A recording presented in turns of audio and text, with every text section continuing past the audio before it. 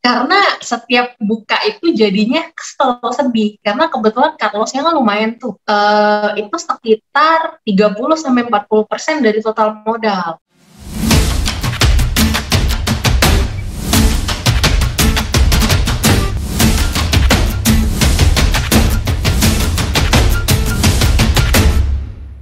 Oke, gimana nih?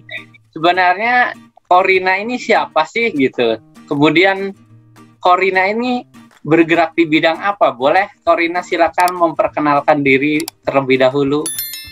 Ya, kalau gue sebenarnya sehari-hari bergerak di bidang keuangan. Gue financial advisor, tergabung di salah satu perusahaan asuransi juga, terus tertarik di bidang saham juga nih. Oh, menarik nih, tertarik di bidang saham ya? Iya. Kemudian coba boleh cerita nggak?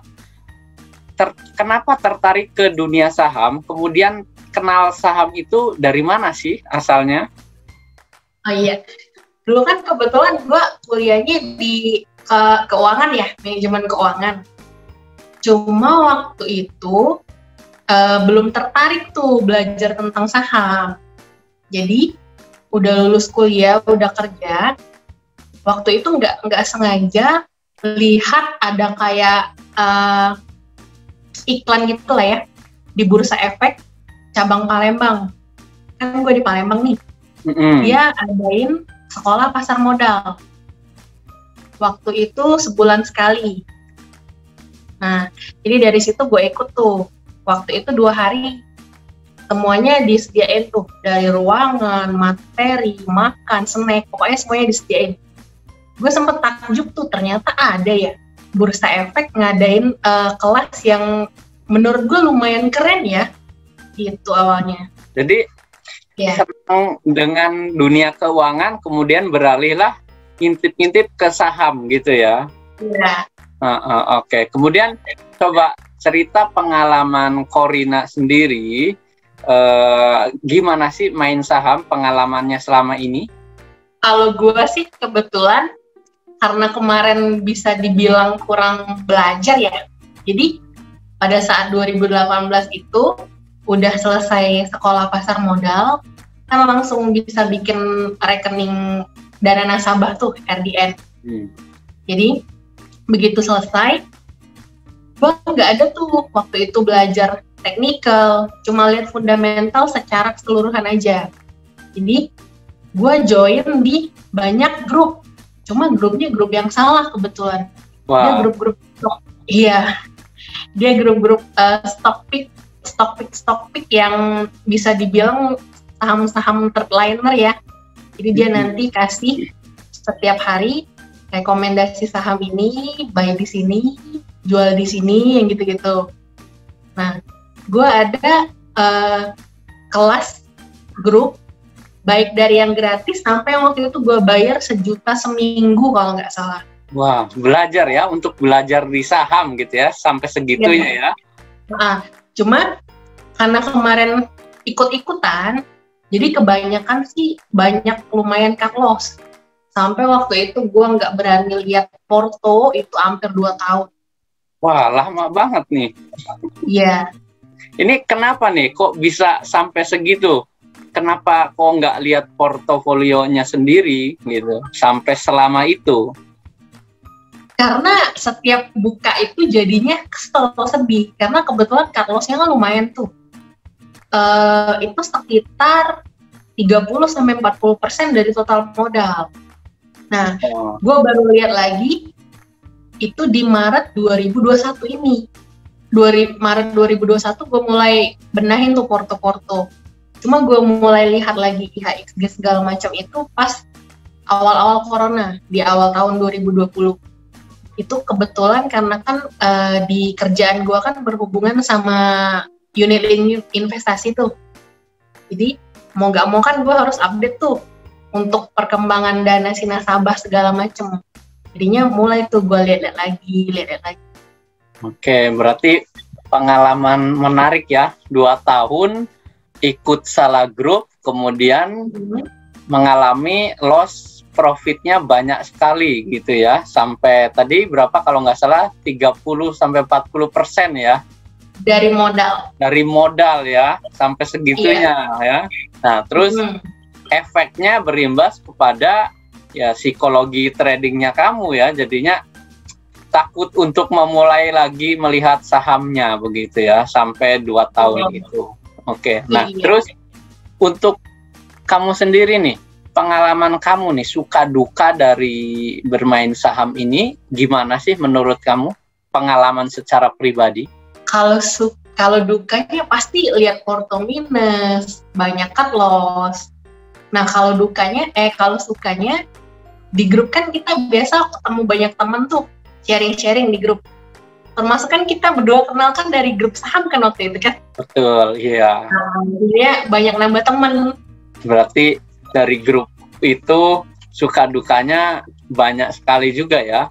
Nah, dari tadi kan ngomongin loss terus ya, atau cut loss terus ya. Kena cut loss, jadi teman-teman kalau cut loss itu yang dimaksud cut loss adalah membuang modal kita gitu ya. Jadi ya rugi lah kalau istilah yang memang sering teman-teman dengar begitu. Nah, rugi dari modal itu sekitar 30-40%.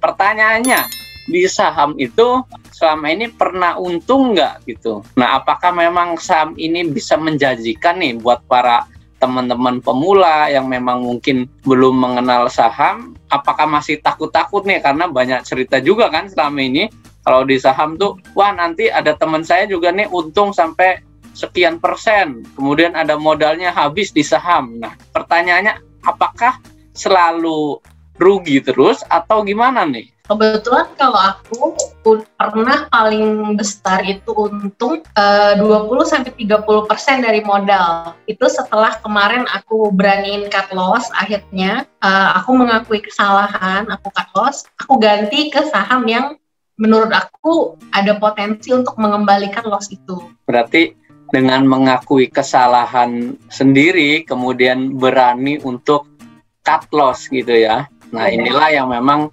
menjadi titik balik kamu untuk bisa merubah mindset trading kamu sendiri, begitu ya? Iya, betul.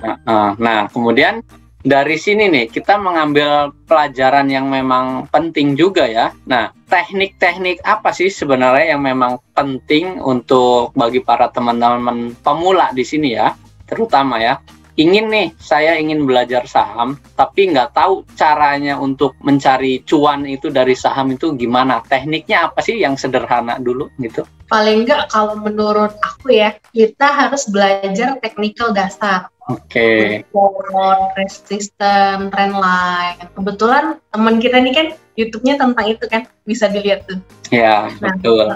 Terus mungkin kalau dapat stock pick dari grup atau dari orang, mungkin boleh kita pelajari juga tuh. Jadi nggak asal ikut-ikutan. Terus misalnya pas direkomen atau dengar harganya udah tinggi, kita jangan kejar harganya. Kalau bahasa sekarang kan orang suka bilang FOMO tuh. Ya, betul. FOMO ya. Jadi fear of missing out gitu ya.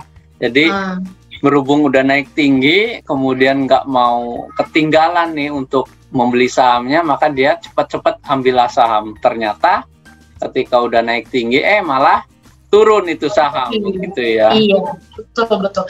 Terus yang nggak kalah penting, kalau misal kita udah salah analisa, kita harus berani cut loss.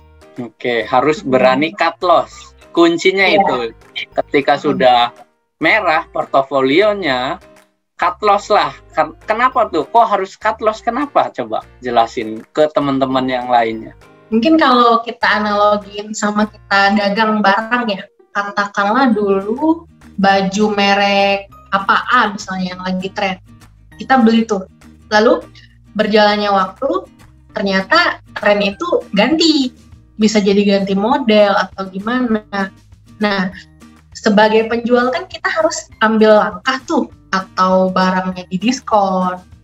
Mungkin kalau disamain sama saham, kita jual BEP, mungkin nggak ngambil untung, tapi asal jangan rugi aja. Kalau pas kebetulan udah kepala udah ruginya tinggi, ya mau nggak mau, kita obral barang itu. Atau kita cut loss tadi. biar modalnya bisa untuk muter beli barang yang lagi hype lagi gitu.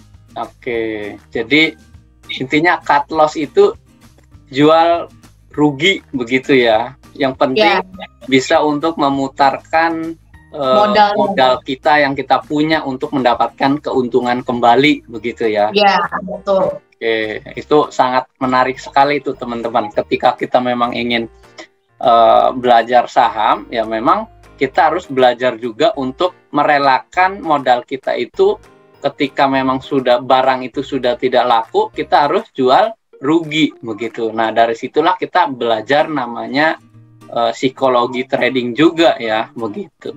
Betul. Nah, ngomong-ngomong psikologi trading nih ya. Jadi ketika Corina ini bermain saham, nah sekarang tuh gimana nih? Apakah memang masih takut-takut kembali untuk bermain saham, kemudian takut cut loss, atau memang ya cut loss itu sudah biasa bagi kamu gitu? Kalau sekarang sih lebih ke sebelum masuk itu analisa dulu. Aku mau masuk di berapa, jualnya targetnya di berapa, lalu misalnya dia turun apa yang harus dilakukan. Kalau memang nggak bisa diselamatkan lagi, salah analisa, harus berbesar hati buat tetap cut loss. Oke, berarti memang kuncinya itu ya.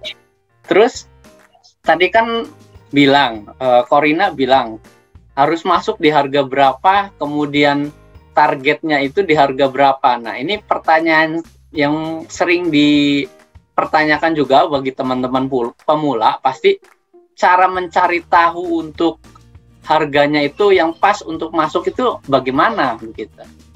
Ya, paling simpel itu kita lihat support sama resisten.